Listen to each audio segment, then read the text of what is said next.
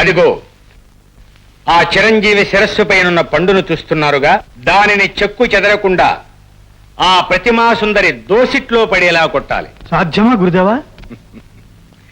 అశ్వత్థామా,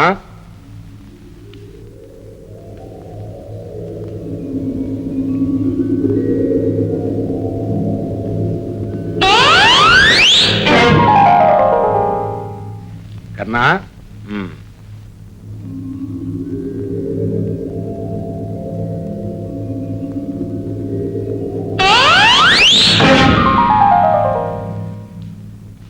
అర్జున,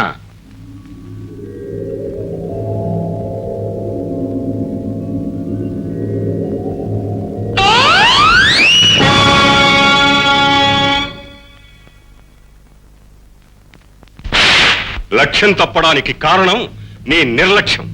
చిత్తశుద్ధి లేని విద్యార్థి లక్ష్య సిద్ధిని పొందలేడు, గుర్తుంచుకో.